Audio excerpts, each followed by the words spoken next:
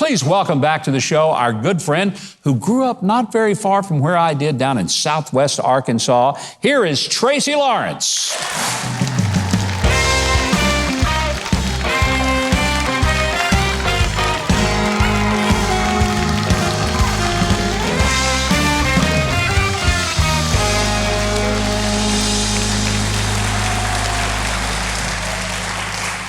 You know, this is a pretty ambitious project, 30 years, and you're doing a 3-album set, 10 songs per album, so 30 songs for the 30 years of music. It really was, and a little bit overwhelming at times when we started talking about what we were going to do to commemorate the 30 years before COVID even started. So this was on our mind over 2 years ago. And it all sounds great when you're having a conversation with the staff and everything until you realize that you've got to write a lot of songs and then you have to record a bunch of things and figure out how to sequence them, which old things are going to fit onto the package, which new things are going to work, just the whole layout. Working on one full album at a time can be a little bit overwhelming, but 3 of them at one time can be tough. I mean, that is a pretty big deal. And you wrote a lot of the material, like 9 out of the 10 songs on the first album? I did 9 out of the 10 and wrote on the second package, which is getting ready to drop. We're going to play the title track for you here tonight.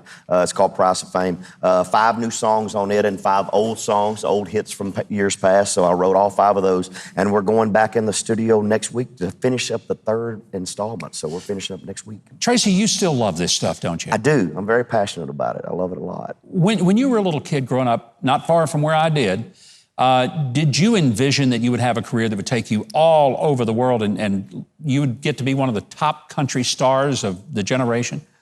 I don't know if I dreamed that far. You know, when I was a little kid, I remember watching Glenn Campbell on TV when I was 4 and 5 years old. And Glenn Campbell is from Delight, Arkansas.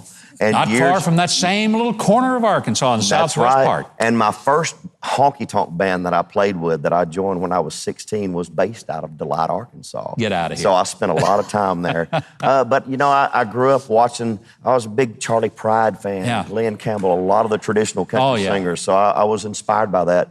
And then around 12 years old, I became passionate about Merle Haggard, and then George Strait hit the scene, and that Texas sound with the twin fiddles, I really fell in love with that. So that was when the dream really started for me when I was about 12. You know, what I love about your music is you've been authentic and true to what I call authentic and genuine country music. You haven't tried to be something else. You have played the kind of country music many of us, I would say it this way, if you're gonna have country music, have country music.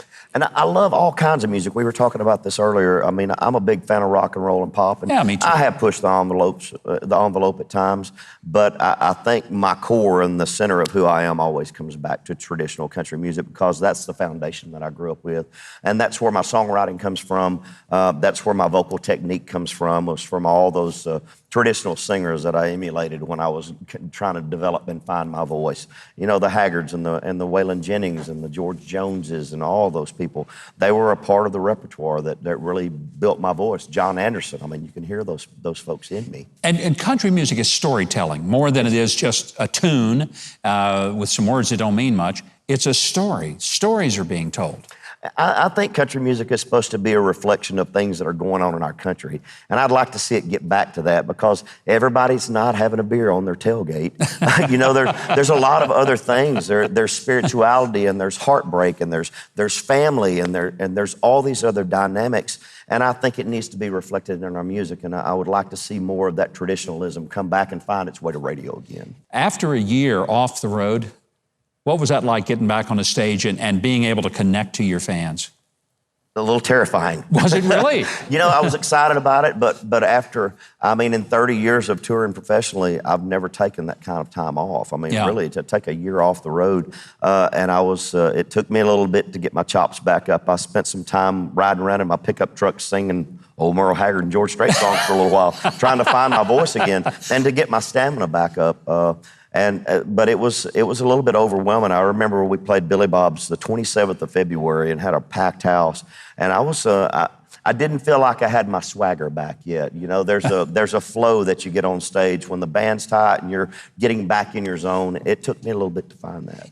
Let me tell you, if you ever have that moment where you just like to ride around in your truck and sing George Jones songs, would you call me? Absolutely. I'll come to wherever you are. Absolutely. I can't think of anything cooler than hanging out with Tracy Lawrence in a pickup truck as he's singing George Jones hits. And I know them all. we could spend hours. And I bet we could put Keith in the back of the truck and he could howl like a dog back there. We'd have us a time. Yes, we would. Tracy, I hope this album is just a humongous success. Your career has touched so many of us. We love your music.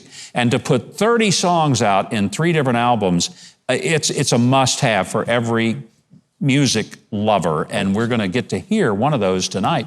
Because Tracy Lawrence's Hindsight 2020 Volume 1, it's called Stairway to Heaven, Highway to Hell. It's out now. And you can get your copy anywhere music is sold. Again, 9 of those songs he wrote just for this album.